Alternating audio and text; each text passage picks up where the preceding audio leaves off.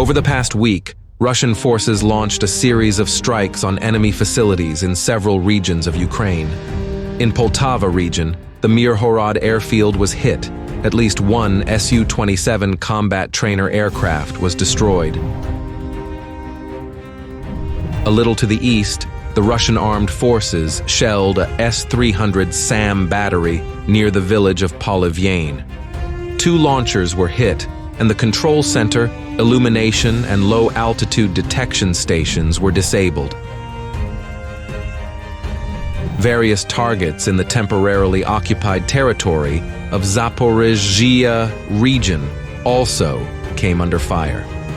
One of the strikes hit the 𝐒𝐤𝐫𝐚 military airfield, which had already been struck repeatedly. Meanwhile, the AFU carried out one of the most massive drone attacks on the Rostov region. 70 vehicles were shot down over the region. No significant damage was done. The enemy also attempted to strike the Crimean Peninsula with the ATACMS complex. Russian anti-aircraft gunners shot down most of the munitions, but the remainder hit air defense positioning areas near Sevastopol. As for the Special Operations Zone, Russian troops continued to engage in fierce fighting along the entire line of contact. In the North Ukraine direction, the situation remained as usual. The sides were firing at each other and preparing for a possible intensification. In the Slobozhanska direction, clashes continued in the vicinity of Vovchansk, where the main battles were fought over the aggregate plant. At the same time, the AFU counterattacks were successfully repulsed near Hlybok.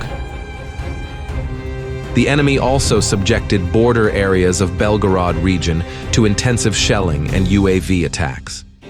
As a result of the AFU attacks, several dozens of civilian objects were damaged, and there were casualties.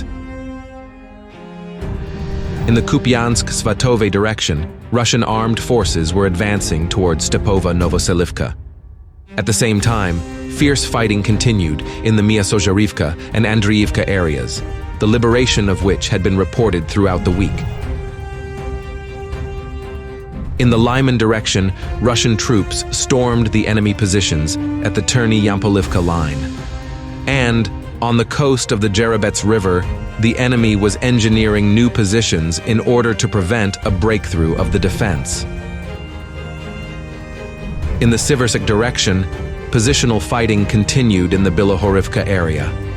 Nevertheless, Russian assault groups have so far failed to dislodge the enemy from the heights at the chalk quarry. To the southwest, the Russian armed forces were able to advance in the vicinity of Rozdalivka, coming close to the village. The assault groups reached the eastern outskirts and also gained a foothold over the buildings in the southwest of the settlement.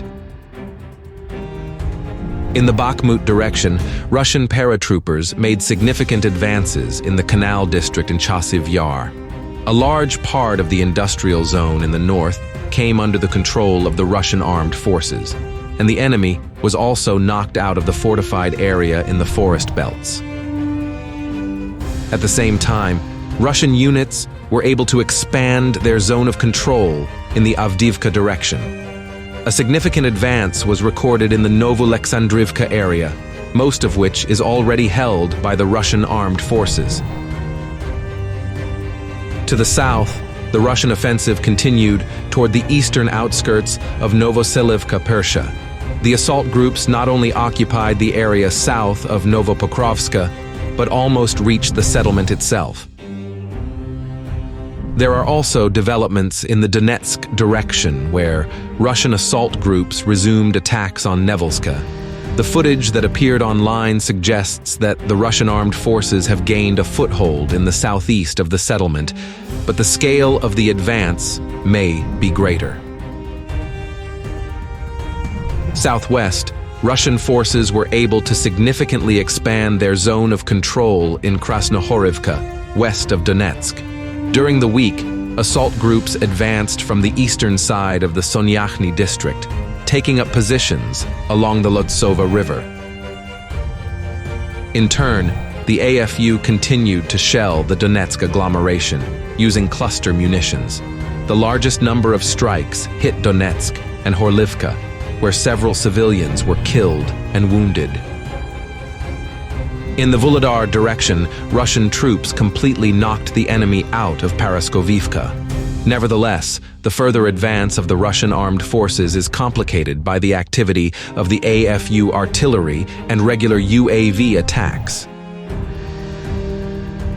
In the Vremivka direction, Russian troops have completely liberated Staromayorsk. The AFU only remain present in the farms to the north. In neighboring 𝐒𝐤𝐫𝐚, fighting is taking place in the south of the village, along Naberezhna, Centralna, and Stepova streets. In the Zaporizhia direction during the week, the Russian armed forces slightly expanded the zone of control at the Robotyne, Kopani, and Novopokrovka, Verbove lines. At the same time, strikes on enemy positions continued.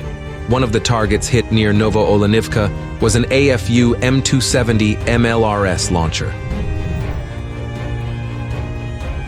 In the Kherson direction, the AFU maintained their presence in the island zone of the Dnipro River. The enemy also continued to attempt to land, while Russian troops responded by firing at the AFU watercraft.